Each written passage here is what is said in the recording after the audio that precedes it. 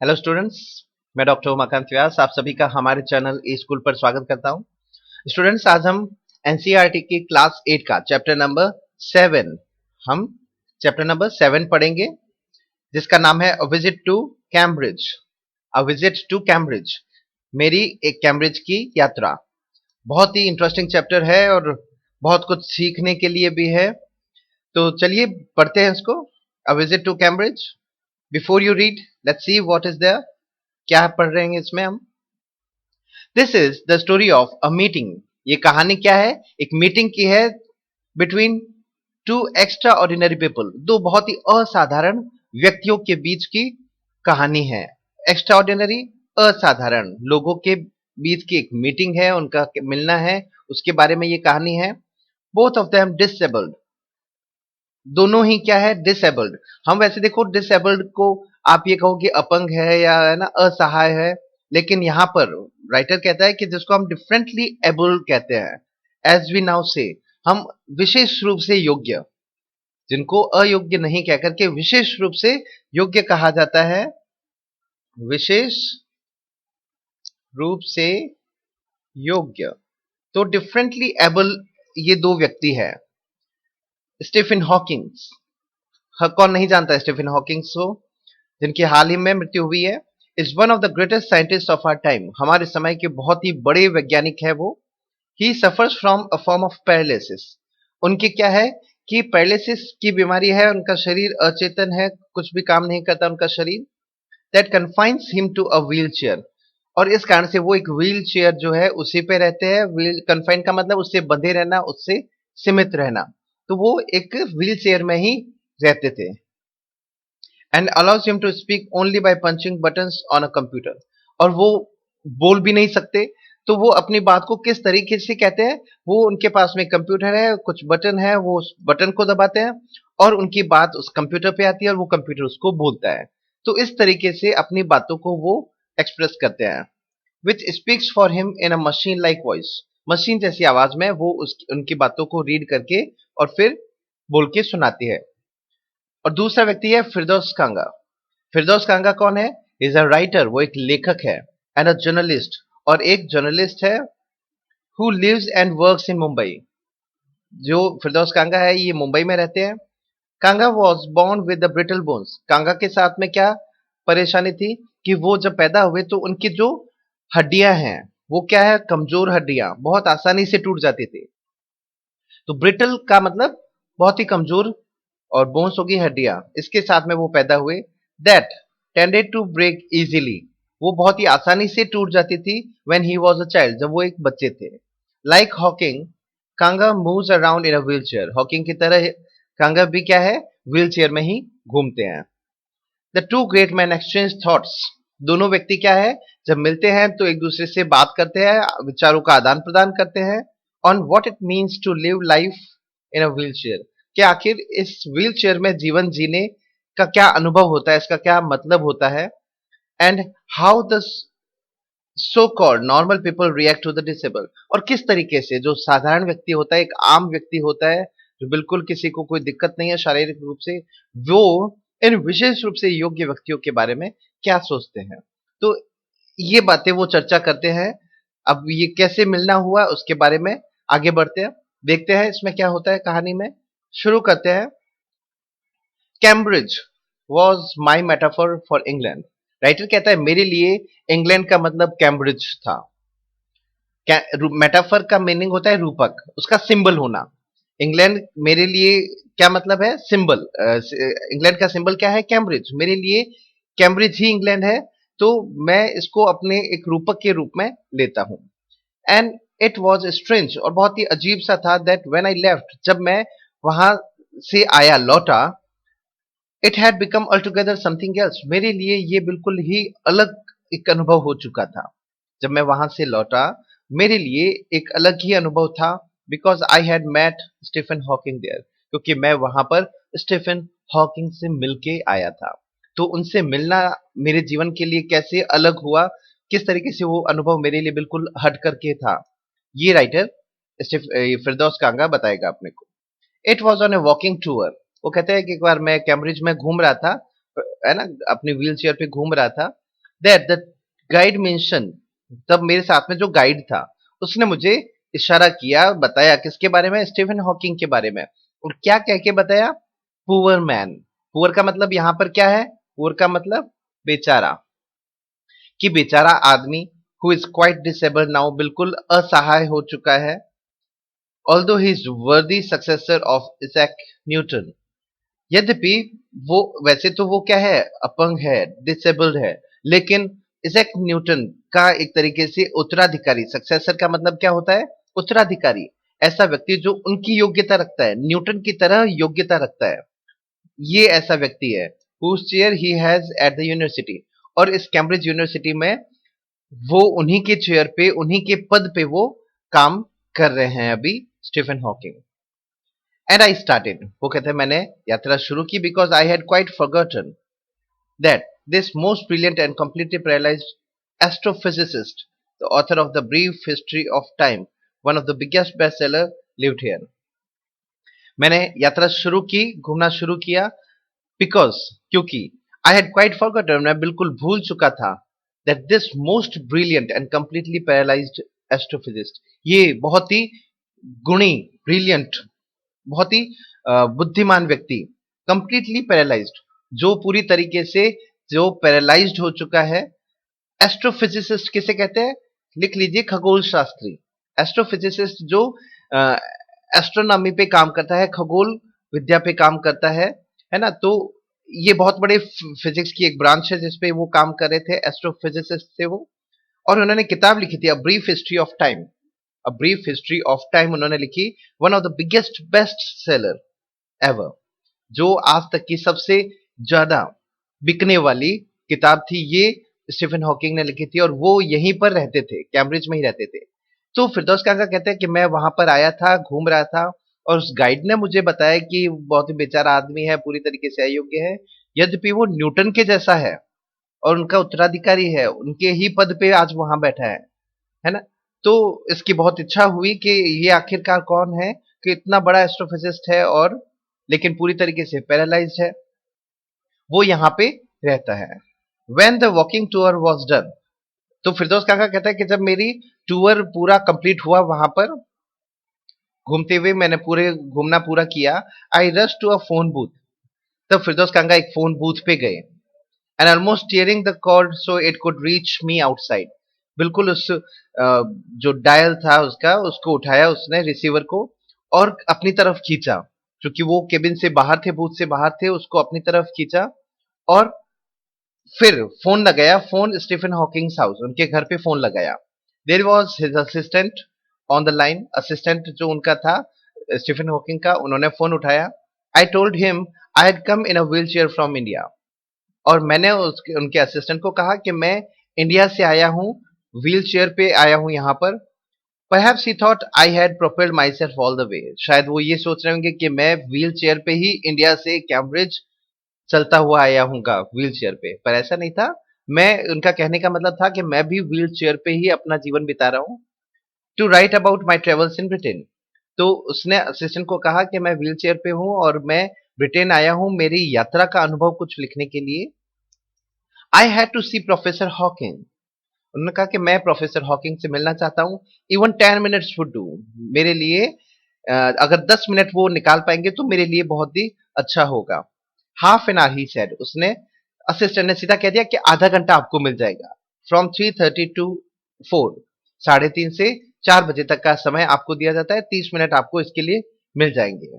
And suddenly I felt weak all over, जैसे ही उनसे मिलना तय हो गया था कि अब मुझे मिलना है, मैंने अपने आप को एक तरीके से कमजोर पाया। ग्रोइंग अप डिसेबल्ड, अब राइटर ये अपनी अनुभव बता रहा है कि अयोग्य रूप में पैदा होना और बड़ा होना, you get fed up with people, होता क्या है कि जब आप अयोग्य होते हो तो लोग आपके चारों तरफ जो लोग होते हैं, यू गेट, उनसे आप बिल्कुल ऊब जाते हो, थक जाते हो। You get fed up with people asking you to be brave, क्योंकि वो चारों तरफ जो लोग हैं वो आपको कहते रहते हैं कि बहादुर बनो, हिम्मत रखो, ताकत रखो, क्योंकि मैं अयोग्य हूं इसलिए वो लोग मुझे ऐसा कहते हैं। As if you have a courage account, ये तो मानो वैसा ही है कि मेरे पास में हिम्मत का एक बहुत बड़ा अकाउंट है जिसमें हिम्मत भरी हुई है, on which you are too lazy to draw a cheque, और मैं इतना आलसी हूं कि मैं उससे थोड़ी सी हिम्मत भी नहीं निकाल पाता हूँ, चेक लिख करके हिम्मत नहीं निकाल पाता हूँ, मैं इतना आलसी हूँ। ऐसा थोड़ी है। पर लोग ऐसा मानते हैं कि मैं बहुत कमजोर हूँ और इसलिए लोग मुझे हिम्मत देते रहते हैं। The only thing that makes you stronger is seeing somebody like you. Firdaus कह रहे हैं कि सिर्फ एक ही चीज मुझे हिम्मत देती है, लोगों का कहना हिम्मत दे या नहीं दे, मुझे एक चीज हिम्मत देती है, वो देती है जब आप अपने ही जैसे व्यक्ति को देखते हो जो आपकी तरह ही मान लो डिसेबल है, और आप उनको देखते हो तो एक हिम्मत बन जाती है अचीविंग समथिंग ह्यूज। और वो व्यक्ति जो आपकी ही तरह है, विशेष रूप से योग्य है, लेकिन वो उसने बहुत बड़ी उपलब्धि हासिल की है, तो अब आप और ज्यादा मजबूत और ताकतवर महसूस करते हो। Then you know how much is possible. तब आप में को पता चलता है कि आप में कितनी संभावनाएं हैं। And you reach out further than you ever thought you could. और तब आप वहां पहुंचने की कोशिश करते हो जहां तक आपने कभी सोचा ही नहीं हो। आप वहां तक अपनी पहुंच बनाने की कोशिश करते हो। I haven't been brave. मैं कभी ब्रेव नहीं था। said the his disembodied computer voice. The next afternoon I have had no choice. अब यहाँ पर उनकी मीटिंग की बात शुरू हो रही है, वो जब मिलने बैठते हैं तो उन्होंने ऐसा कुछ कहा होगा। तो जब स्टीफन हॉकिंग ने कुछ बात बोली तो उनकी आवाज कन्वर्ट होकर के कंप्यूटर उनकी आवाज बोलता है, और वो क्या बोलता है? मैं कभी बहादुर नहीं रहा हूं। आई हैवंट बीन ब्रेव, मैं कभी भी बहादुर नहीं रहा हूं। सेड दिस एम्बडिड का मतलब जिसका कोई साकार रूप नहीं हो, शरीर से वो आवाज नहीं आ रही थी, है ना, वो मशीन से आ रही थी। तो मशीन जैसी आवाज कंप्यूटर वॉइस से एक निकली। अगले दोपहर जब मैं उनसे मिलने गया, आई हैड नो चॉइस, मेरे पास में ऐसा कोई विकल्प नहीं था। श्योरली आई वॉन्टेड टू से, मैं भी कहना चाहता था कि surely living creatively with the reality of the disintegrating body. इस तरीके के शरीर, डिसइंटीग्रेटिंग का मतलब जो जो टूट रहा है शरीर, उसके साथ में, इस क्रिएटिविटी के साथ में, क्रिएटिविटी का मतलब क्या होता है? सृजनात्मक, सृजनात्मकता। इस टूटते हुए शरीर, बिखरते हुए शरीर के साथ में बढ़ना और क्रिएटिविटी के साथ में जिंदा रहना वॉज अ चॉइस। क्या ये भी कोई चॉइस है? बट आई केप्ट क्वाइट, मैं बिल्कुल शांत बैठा रहा। फिरदौस कह रहे हैं कि मैं बिल्कुल शांत बैठा रहा, because I felt guilty every time, क्योंकि फिरदौस को ये लग रहा था कि मैं शायद बहुत ही बड़ी गलती कर रहा हूं, मैं गिल्टी हूं, मैं अपराधी हूं। आई स्पोक टू हिम, कि मैं उनसे बोल रहा हूं, फोर्सिंग हिम टू रेस्पॉन्ड, क्योंकि मैं स्टीफन हॉकिंग से बात कर रहा हूं, चूंकि वो बोल नहीं पाते हैं। तो होता क्या है कि वो कोशिश करते हैं अपनी मशीन से बोलने की, वो अपना बटन दबाते हैं, वो आवाज कंप्यूटर में जाती है और कंप्यूटर फिर उसको बोलता है। तो उनको जिस तरीके से परेशानी हो रही है, तो फिरदौस कह रहे हैं कि मैं जब उनसे बात कर रहा हूं तो मुझे गिल्टी महसूस होता है, दुख होता है कि मैं उनसे इस तरीके से बात करके उनको परेशान कर रहा हूं। There he was tapping there he was tapping at the little switch in his hand. उनके हाथ में एक स्विच था जिसको वो बार बार टैप करते हैं, है ना, दबाते हैं। और उससे क्या होता है? Trying to find the words on his computer, वो कंप्यूटर पे अपने कुछ वर्ड्स खोज रहे हैं, है ना। The only bit of the movement left to him, और यही मूवमेंट उनके शरीर में बचा था कि वो अपनी उंगली को, उंगली से वो बटन दबा सके, इतना ही मूवमेंट वो कर पाते थे। और उंगली भी कैसी लंबी सी उंगली, पेल फिंगर्स, उनकी बिल्कुल उंगलियां जो पीली पड़ चुकी है, ऐसी उंगली से वो मूवमेंट कर रहे हैं, कंप्यूटर पे अपने शब्द खोज रहे हैं। और जब शब्द मिलता है तो वो क्या है कि वो कंप्यूटर उसको बोलता है। एवरी सो ऑफन, इस तरीके से his eyes would shut in frustrated exhaustion, एकदम उत्तेजना के साथ में और थकावट के साथ में उनकी आंखें वो बंद कर लेते हैं। एंड सिटिंग अपोजिट हिम, उनके बिल्कुल सामने, फिरदौस के वो सामने ही बैठे थे। And sitting opposite him I could feel his anguish. Anguish का मतलब क्या होता है? एंग्विश का अर्थ लिख दो पीड़ा या तकलीफ। फिरदौस कह रहे हैं कि मैं उनके सामने बैठा, वो मुझसे बात कर रहे हैं, उंगली से टप टप करके कुछ टाइप कर रहे हैं, कंप्यूटर उसको पढ़ रहा है। तो मुझे दुख होता है कि आखिर मैं उनको कितनी तकलीफ दे रहा हूँ, वो मेरे से बात कर रहे हैं। लेकिन वो कहता है कि मैं उनकी पीड़ा को भी महसूस कर रहा हूँ, वो जब मेरे सामने बैठे हैं। The mind point with thoughts, ऐसा दिमाग जो बहुत ज्यादा, जिसमें विचार भरे हुए हैं। पॉइंट का मतलब इंटेंसिवली एक्टिव, वाइब्रेंट, ऐसा दिमाग जिसमें बहुत ज्यादा विचार भरे हुए हैं। That came out in frozen phrases and sentences, लेकिन उनके विचार इतने धीरे धीरे से आ रहे हैं जैसे वो जम चुके हो ठंड में, स्टिफ एज कॉप्सेस। वो उनके शब्द इस तरीके से कंप्यूटर से निकल रहे हैं जैसे कोई लाश उठ रही हो, बिल्कुल जो अकड़ गई हो ठंड में। अब वो उठाना इतना भारी हो जाता है, जो शब्द बहुत है दिमाग में, लेकिन वो निकल नहीं पा रहे हैं उनके कंप्यूटर से। ये उनकी ऐसी स्थिति हो रखी है। आगे बढ़ते हैं। A lot of people seem to think that disabled people are chronically unhappy. बिल्कुल हमेशा के लिए मान लो कि वो दुखी ही रहते हैं। कई लोग ऐसे भी महसूस करते हैं या ऐसा वो सोचते हैं। I said, मैंने उनको कहा, I know that's not true myself. मेरे लिए ये सच नहीं है। Are you often laughing inside? क्या आप कभी अंदर से ऐसा हंसने जैसा महसूस करते हैं? आपको अंदर अंदर हंसी आती है? मेरे साथ तो ऐसा नहीं होता। क्या क्या आपको कभी ऐसे हंसी आती है? अबाउट 3 मिनट्स लेटर, तो जब मैंने ये उनसे बात पूछी तो 3 मिनट के बाद में ही रेस्पॉन्डेड, उन्होंने उत्तर दिया, I find it amusing when people patronise me. मुझे बहुत ही हंसी आती है, अम्यूज महसूस, एंटरटेन महसूस करता हूं मैं अपने आप को, जब लोग मुझे पैट्रोनाइज करना मतलब प्रोत्साहन देते हैं। मान लो कि वो मेरे संरक्षक हैं, मेरी रक्षा करने के लिए वहां खड़े हैं, मुझे हिम्मत देते हैं। तो जब ऐसे लोग कहते हैं ना, तो मुझे हंसी जरूर आती है। And do you find it annoying when someone like me comes and disturbs you in your work? अब देखो, इसने ये बात पूछी कि क्या मेरे जैसे लोग आपके पास आते हैं, आपको परेशान करते हैं, आपके काम में बाधा डालते हैं, तो आपको क्या परेशानी होती है ना? And do you find it annoying, क्या आपको ये परेशानी जैसा महसूस होता है? when someone like me, जैसे मेरे जैसे कोई आता है, comes and disturbs you in your work, जब आपको आपके काम में परेशान करता है ना, बाधा डालता है। तो द आंसर फ्लैश, तभी कंप्यूटर से आवाज आई, फ्लैश हुई कंप्यूटर पे, क्या? यस, हाँ, परेशानी तो होती है जब आप जैसे लोग आते हैं। देन ही स्माइल्ड, फिर वो हंसे, उनके चेहरे पे एक मुस्कुराहट थी। हिज वन वे स्माइल, वो थोड़ा टेढ़ा होकर के, लॉपसाइडेड स्माइल थी उनकी, टेढ़ा होकर के हंसते थे। एंड आई न्यू, और मैं जानता था, इसका मतलब कि वो उन्होंने बात तो कही, वो ठीक है, लेकिन ऐसा भी नहीं था कि वो सच में अभी परेशान हो रहे थे। I knew without being sentimental और सिली, मैं कोई मूर्ख या सेंटिमेंटल का मतलब भावुक हुए बिना ये मैं जानता था, that I was looking at one of the most beautiful man in the world, मैं विश्व के सबसे सुंदरतम व्यक्ति के साथ बैठा था, उनकी तरफ देख रहा था। वो चाहे कैसे ही दिखते हो, कैसी स्थिति में हो, मेरे लिए वो विश्व के सबसे सुंदर व्यक्ति थे। स्टीफन हॉकिंग के बारे में फिरदौस कांगा इस तरीके से अपनी बात रखते हैं। A first glimpse of him is shocking, जब आप उनको पहली बार देखते हो ना, तो क्या होता है कि आप शॉक हो रह जाते हो। वो शॉकिंग है, उनको देख करके आपको एक सदमा जैसे लगता है ना? Because he is like a still photograph, वो एक तरीके से फोटोग्राफ की तरह हिल डुल नहीं पाते, तो बिल्कुल बिना हिले डुले रखते हैं, जैसे मान लो कि किसी तस्वीर में ही आप उनको देख रहे हो। As if all those pictures of him in magazine and newspaper have turned 3 dimensional, जैसी पिक्चर में देखते हैं वो 2 डायमेंशनल होती है ना? लेकिन जब आप उन्हें, वो कहता है मैंने उनको रियल में देखा तो भी मुझे पिक्चर की तरह देख रहे थे, लेकिन ऐसी पिक्चर जो 3 डायमेंशनल हो चुकी है, मैं उनको हर तरीके से उनको फील कर पा रहा हूँ। तो 3D उनकी पिक्चर हो चुकी है। तो एक थोड़ा सा शॉकिंग लगता है जब आप उनको इस तरीके से देखते हो।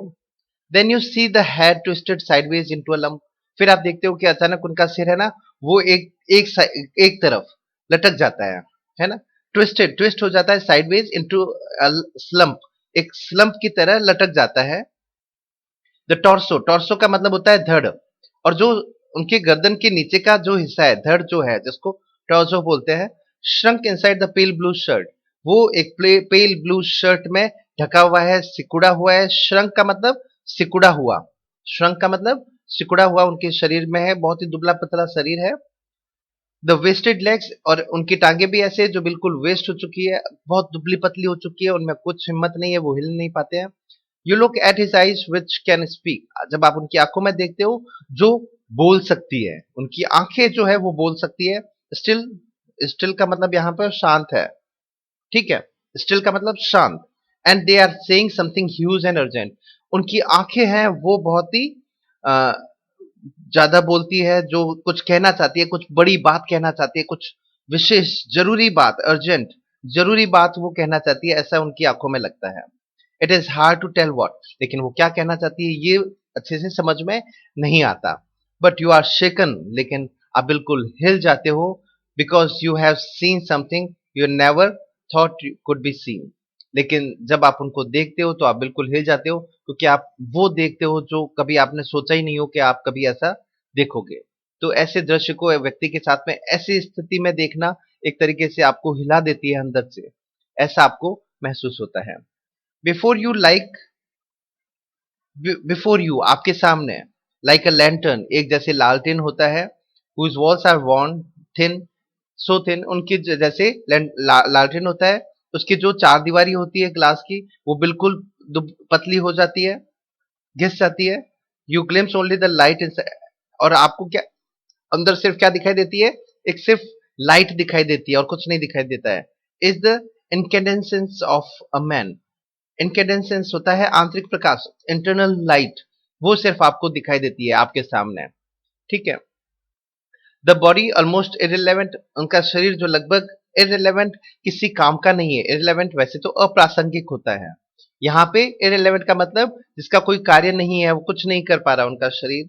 Exist only like a case made of shadows, वो एक तरीके से एक ऐसा केस शोकेस की तरह बन गया है जो शेडोज से, शेडोज का मतलब छाया से भरा हुआ है, उसमें कुछ हिलडुल नहीं पा रहे हैं, तो ऐसा उनका शरीर है। So that I no believer in eternal souls, वो कहते हैं फिरदौस कह रहे हैं कि मैं भी ऐसा जो कभी इटर्नल सोल्स मतलब अनंत आत्मा में कभी विश्वास नहीं करता। No believer in eternal souls, मैं इटर्नल सोल्स में कभी विश्वास नहीं करता। I know that this is what each of us is, वो कहता है हर कोई व्यक्ति ऐसा ही होता है, अंदर से वो छाया का एक तरीके से शोकेस है, ऐसा और कुछ नहीं है। एवरीथिंग एल्स इज एक्सेसरी, और हर कुछ जो बाकी जो बचा हुआ है वो क्या है, अनावश्यक डेकोरेटिव आइटम है और कुछ नहीं है। वो कहता है कि मैं भी ऐसे ही मानता हूं, है ना। So that I no believer in eternal souls know that this is what each of us is, हम भी वैसे ही हैं। शरीर है हमारा छाया से भरा हुआ है ना, छाया का शोकेस है, और सब कुछ इसमें क्या है, डेकोरेटिव है, एक्सेसरी है, सहायक सामग्री है और कुछ नहीं है। आगे बढ़ते हैं। What do you think is the best thing about being disabled, उन्होंने फिर उनसे पूछा कि ये I had asked him earlier, मैं, फिरदौस कहता है मैं उनसे ये पहले पूछ चुका था कि आपको डिसेबल होने में, इस तरीके से अयोग्य होने में सबसे अच्छी बात क्या लगती है। ये राइटर फिरदौस उनसे पहले भी पूछ चुका था। I don't think there is anything good about being disabled, disable होने में कुछ भी अच्छा नहीं है। आई थिंक आई सेड, मैंने कहा मैं सोचता हूं, you do discover how much kindness there is in this world. जब आप डिसेबल्ड होते हो तो फिरदौस ये कह रहे हैं कि मुझे ऐसा लगता है कि आप देखते हो कि चारों तरफ आपके जो लोग हैं, संसार है, उसमें क्या है, दया, काइंडनेस, दयालु, दया जो है, दया का भाव, दयालुता भरी हुई पड़ी है। क्योंकि आप डिसेबल हो, लोग आते हैं आपसे सहानुभूति वो दिखाते हैं, तो ऐसा लगता है कि आपके डिसेबल होते हो तो आपके चारों तरफ मान लो कि दया भर चुकी हो, है ना। यस ही सेड, इस बात से स्टीफन हॉकिंग भी सहमत थे। Yes he said it was a disadvantage of his voice synthesizer, उनकी, वैसे वो एक बात बता रहे हैं कि वैसे वो इस बात से सहमत थे, लेकिन उनकी जो आवाज जब आती है, यस बोलते हैं, तो वो कह रहा है कि डिसएडवांटेज का मतलब कमी ऑफ हिज वॉइस सिंथेसाइजर, उनकी जो आवाज कन्वर्ट होकर के मशीन से, कंप्यूटर से आती है, तो वो कहते हैं कि उनकी इस मशीन की क्या कमी है कि वो जब भी कुछ बोलते हैं, that it could convey no inflection, अब उनकी बात में जो उतार चढ़ाव है, उस उतार चढ़ाव को वो कंप्यूटर कभी पहचान नहीं पाता है, समझ नहीं पाता है। नो शेड्स और टोन, वो उनके भाव हो गए, उनके उतार चढ़ाव हो गई, है ना, तो उसको वो मशीन समझ नहीं पाता है। अगर यस भी उन्होंने कहा है तो यस को वो एक दबाव के साथ कहना, दुख के साथ कहना, खुशी के साथ कहना या उत्साह के साथ कहना है, वो ये कभी मशीन नहीं कह पाती। तो उनकी वॉइस सिंथेसाइजर जो है, उसकी एक बहुत बड़ी कमी है। And I could not tell how enthusiastically he agreed with me, लेकिन फिरदौस ये मानते हैं कि जब मैंने उनको ये कहा ना कि पूरा संसार है आपके चारों तरफ, वो मानो दया से भरा हुआ है, जब आप डिसेबल होते हो तो आपको ऐसा लगता है। तो शायद स्टीफन हॉकिंग भी यही मानते थे। उनकी मशीन ऐसा एक्सप्रेस उनकी फीलिंग को नहीं बता पा रही है, लेकिन फिरदौस क्या कहते हैं, I could not tell how enthusiastically he agreed with me, कि शायद स्टीफन हॉकिंग मेरी इस बात से बहुत उत्साह के साथ में सहमत थे, ये मैं एक्सप्रेस नहीं कर सकता, लेकिन वो बहुत ही मेरी बात से सहमत थे। Every time I shifted in my chair or turned my wrist to watch the time. जैसे जैसे उनकी मीटिंग हो रही थी, समय बीत रहा था, तो फिरदौस कह रहे हैं कि मैं बार बार घूम रहा था, ट्विस्ट हो रहा था, अपनी रिस्ट को भी घुमा रहा था, समय देख रहा था, to watch the time, turn my wrist, है ना, रिस्ट को घुमा करके मैं देख रहा था कि क्या समय हुआ है। I wanted to make every one of the 30 minutes count. मैं हर उस 30 मिनट के हर एक मिनट को उपयोगी बनाना चाह रहा था, कीमती बनाना चाह रहा था, कि उस 30 मिनट में मैं सब कुछ उनसे पूछ लूं। I felt a huge relief. Relief का मतलब राहत। मैंने जब उनसे बात की तो बहुत ही राहत महसूस हुई मुझे। एंड एक्सिलरेशन मतलब खुशी। एक्सिलरेशन खुशी और राहत मैंने महसूस की जब मैंने उनसे बात की in the possibilities of my body. मैंने जब उनसे बात की तो मुझे, जब मैंने अपने जैसे व्यक्ति को देखा और इतने उत्साह के साथ में कार्य करते देखा, तो मुझे बहुत ही उत्साह महसूस हुआ, खुशी महसूस हुई, राहत महसूस हुई, और मुझे लगा कि मेरे भी इस बॉडी में बहुत ज्यादा संभावनाएं हैं। In the possibility of my body, के मेरे शरीर में भी उन्हीं की तरह बहुत संभावनाएं हैं। हाउ लिटिल इट मैटर्ड, क्या फर्क पड़ता है। Then what I would never walk or even stand, क्या फर्क पड़ता है अगर मैं खड़ा नहीं हो सकता हूं, मैं चल नहीं सकता हूं, तो इट डजेंट मैटर, मेरे जीवन में इसका कोई भी फर्क नहीं पड़ता। हाउ लिटिल इट मैटर्ड, कोई फर्क नहीं पड़ता, है ना। I told him how he had been an inspiration beyond cliche for me. Cliche होता है बहुत ज्यादा अत्यधिक प्रयोग होने वाला शब्द होता है ना, उसको क्लीशे बोलते हैं। जब मैंने उनको कहा, आई टोल्ड हिम, मैंने उनको कहा, he had been an inspiration, ये हाँ वर्ड कट गया, इंस्पिरेशन का मतलब होता है प्रेरणा। जब मैंने उनको ये कहा कि आप मेरे लिए एक बहुत बड़ी प्रेरणा हो, ये कहना हर कोई उसको ये कहता है कि आप मेरे लिए प्रेरणा हो, तो ये ऐसे बहुत ज्यादा अत्यधिक प्रयोग होने वाला वर्ड जो होता है या वाक्य होता है, उसको क्लीशे बोलते हैं, अत्यधिक ज्यादा प्रयोग होने वाला क्लीशे। तो हर कोई उनको ये कहता है, मैंने भी उनको ये कहा। For me and surely for others did that thought help me. तो मैंने उनको ये कहा, हर कोई उनको ये कहता है, क्या ये सोच इसने मेरी मदद की, कि वो मेरी प्रेरणा है। Did that thought help me, क्या इस विचार ने मेरी मदद की। नो ही सेड, उन्होंने कहा नहीं। And I thought how foolish I was to ask, मैं भी कितना मूर्ख हूं उनसे ये बात पूछता हूं। When your body is claustrophobic, जब आपका शरीर क्या है, बिल्कुल सीमित बंद गया है। क्लॉस्ट्रोफोबी होना घुटन से भरा हुआ, कि चारों तरफ से घिर गया हो, घुटन से भरा हुआ आपका शरीर है। And the walls are growing narrower day by day, और मानो उसकी कमरे की दीवार है वो धीरे धीरे सिकुड़ रही है, संकड़ी हो रही है, दीवारें खत्म हो रही है। It doesn't do much good to know that there are people outside smiling with admiration to see you breathing still. वो कहता है अब इसमें किस चीज की खुशी है, लोगों को आपको प्रेरणा मिलती है, तो इस विचार से आपको क्या मदद मिलेगी, जब आपका शरीर जो है क्लोस्ट्रोफोबिक हो चुका है, जैसे घुटन हो रही है आपको, आप उसका उसमें दम घुट रहा है उस शरीर में, जिसकी, और ऐसा आपका शरीर एक कमरे की तरह हो गया जिसकी दीवारें सिकुड़ रही है, दीवारें खत्म हो रही है दिन प्रतिदिन। और उससे अब क्या फर्क पड़ता है, इसमें क्या अच्छाई है कि लोग आपकी तरफ देखते हैं, मुस्कुराते हैं, आपकी प्रशंसा करते हैं, एडमिरेशन का मतलब तारीफ करते हैं, to see you breathing still, और ये देख करके कि देखो अभी तक ये जिंदा है, तो इसमें किस क्या अच्छी बात है ना। तो ये एक व्यक्ति की सोच है, वो कहते हैं कि मुझे इसमें क्या अच्छा लगेगा। ठीक है, लोग आपकी तारीफ करते हैं, वो एक सहानुभूति से, दया के भाव के साथ में वो ऐसा करते हैं, लेकिन इसमें कुछ अच्छे वाली बात कुछ नहीं है। Is there any advice you can give disabled people, something that might help make life better. फिर फिरदौस ने उससे पूछा कि क्या आप कोई ऐसी कोई सलाह देना चाहते हो। इज देयर एनी एडवाइस, आपके पास में कोई एडवाइस है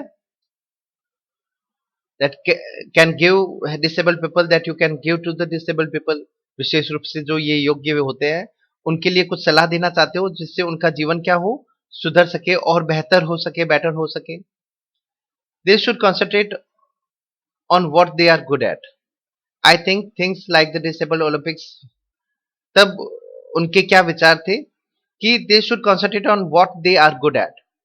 जो डिसेबल्ड होते हैं, विशेष रूप से योग्य व्यक्ति होते हैं, उनको क्या करना चाहिए, वो काम करो जिसमें आप बेहतर हो, जिसमें आप अच्छे हो।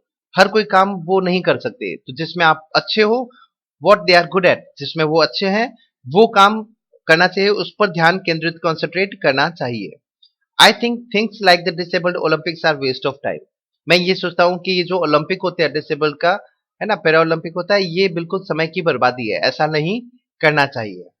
आई नो वॉट यू मीन, मैं जानता हूँ कि आपका क्या मतलब है। I remember the years I spend trying to, अब ये उन्होंने, स्टीफन हॉकिंग ने क्यों कहा कि ये जो ओलंपिक होते हैं ये वेस्ट ऑफ टाइम है, इस बात से फिरदौस कांगा भी सहमत है। वो क्या कह रहे हैं? I remember the years I spend trying to play Spanish guitar, मैंने एक बार स्पेनिश गिटार बजाने की कोशिश की, उसमें समय बिता रहा था, वो सीख रहा था, और considerably larger than I was, इतना बड़ा गिटार था जो मेरे शरीर से भी बड़ा गिटार था। एंड हाउ ग्लीफुली, बहुत खुशी के साथ में, I had unstringed it one night, एक रात मैंने उसके अनस्ट्रिंग करना मतलब तार तोड़ देना, मैंने उसके तार तोड़ दिए। क्योंकि वो कह रहा है कि मैं इस चीज में विश्वास नहीं करता, सिर्फ बजाने के लिए बजा लिया, मुझे उसमें खुशी नहीं है, मैं उसमें अच्छा नहीं हूँ, क्यों बजाऊं मैं। वो कह रहा है कि मैं उसको काफी समय पहले मैंने उसको बजाना शुरू किया था, लेकिन एक रात मैंने उसके तार तोड़ दिए, क्योंकि मुझे लगा कि वो मेरे लिए नहीं बनाया। The half hour was up, आधा घंटा पूरा हो चुका था। I think I have annoyed you enough, annoy का मतलब परेशान कर देना, कि मैंने आपको बहुत ज्यादा परेशान कर दिया है। आई सेड ग्रिनिंग, एक कुटिल मुस्कान के साथ में मैंने उनको कहा, थैंक यू फॉर, जो आपने समय दिया उसके लिए धन्यवाद, एक मुस्कुराते हुए, ग्रिन करना, मुस्कुराना, मुस्कुराते हुए मैंने उनको कहा। जैसे मैंने उनको कहा कि बहुत परेशान कर दिया है, आधा घंटा हो चुका है, तभी एक आवाज आई, स्टे, कि रुको। स्टीफन हॉकिंग ने उनको कहा रुको, आई वेटेड, मैंने उनका इंतजार किया। हैव सम टी, चाय पीकर जाओ। I can show you the garden, मैं आपको अपना बगीचा दिखाना चाहता हूँ, है ना, मैं आपको अपना बगीचा दिखाना चाहता हूँ। The garden was as big as a park, garden था वो एक पार्क की तरह बड़ा था। But Stephen Hawking covered every inch, उस गार्डन को एक एक इंच पे उन्होंने, कुछ भी छूटा हुआ नहीं था, पूरे में ये दूब लगी हुई थी। Rambling along in his motorised wheel chair, वो उनकी जो व्हील चेयर थी मोटराइज थी, स्विच से चलती थी, उस पे वो चल रहे थे, और कुछ रंबल करना बोलते हुए, कुछ ना कुछ वो बोल रहे थे। While I dodged to keep out of the way, मैं तेज से चल रहा था ताकि उनको मैं रास्ता दे सकूं, मैं उनके साथ चल रहा था, उनको रास्ता भी दे रहा था, थोड़ा तेज गति से, डॉज करना मतलब तेज चल करके, मूव स्विफ्टली और quickly, to give way to somebody, उनको रास्ता देने के लिए मैं आगे तेजी से चला। We couldn't talk very much, हम ज्यादा बात नहीं कर पाए। The sun made me silent, सूर्य ने मुझे बिल्कुल शांत कर दिया था। The letters on his screen disappearing in the glare, क्योंकि उनके कंप्यूटर जो उनकी व्हील चेयर पे ही लगा हुआ था, वो क्या हुआ कि सूर्य की रोशनी की चमक में, है ना, चमक में वो शब्द जो वो थे स्क्रीन पे, वो दिखाई नहीं दे रहे थे, गायब हो गए थे। एन आवर लेटर, लगभग एक घंटे बाद, we were ready to leave, हम अब अलविदा कहने के लिए तैयार थे, मैं जाने के लिए तैयार था। I didn't know what to do, मैं नहीं जानता था, आई डिडंट नो, मैं नहीं जानता था कि अब क्या करूं। आई कुड नॉट किस हिम और क्राई, मैं ना उनको किस कर सकता था, ना मैं रो सकता था। आई टच हिज शोल्डर, मैंने उनके कंधे को स्पर्श किया, टच किया। And wheeled out into the summer evening, और मैं उस गर्मी की शाम को मैं उनके घर से निकल गया, उनके कंधे को छू करके वहां से निकल गया। आई लुक बैक, मैंने पीछे की तरफ देखा मुड़ करके, and knew he was waving, शायद वो भी मेरे मुझे अलविदा कहने के लिए हाथ ऐसे हिला रहे हों। दो ही वॉजंट, यद्यपि वो नहीं हिला रहे थे क्योंकि उनका शरीर काम नहीं करता था, लेकिन ये उनकी अनुभूति थी, वो महसूस कर रहे थे कि अगर उनका हाथ हिल रहा होता तो वो मुझे भी अलविदा कह रहे होते हाथ हिला करके।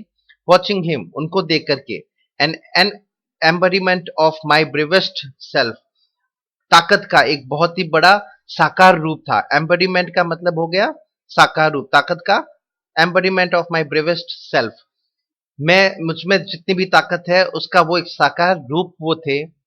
The one I was moving towards, the one I had believed in for so many years, वो ब्रेवेस्ट सेल्फ जिसकी तरफ मैं अब आगे बढ़ रहा था, ताकतवर होने की दिशा में बढ़ रहा था। The one I had believed in for so many years, उस ताकत की तरफ जिसकी तरफ मैं इतने सालों से चल रहा था, उनकी तरफ बढ़ रहा था, उसमें विश्वास कर रहा था। Alone I knew that my journey was over, सिर्फ मैं ही जानता था कि मेरी जर्नी पूरी हो चुकी थी, मैंने अपनी ताकत को पहचाना था उनसे मिलकर के। फॉर नाउ, अभी के लिए मेरी जर्नी पूरी हो चुकी थी। तो उनसे मिलकर के मैंने अपनी आप की ताकत को पहचाना था। तो ये था मेरी उनके साथ में मीटिंग। फिरदौस कांगा ये व्यक्ति है, फिरदौस कांगा फ्रॉम हेवंस ऑन व्हील्स, ये उनकी बुक है शायद। तो ये पूरा एक चैप्टर है जिसमें फिरदौस कांगा अपनी मीटिंग है स्टीफन हॉकिंग के साथ में कैम्ब्रिज में जो उन्होंने की थी उसके बारे में ये मीटिंग जो है वो बताई है। तो इस चैप्टर को यहीं खत्म करते हैं, नेक्स्ट चैप्टर के साथ में मिलेंगे। Thank you very much. और पूरा अगर आपने वीडियो देखा है तो चैनल को सब्सक्राइब करना मत भूलना। Thank you very much.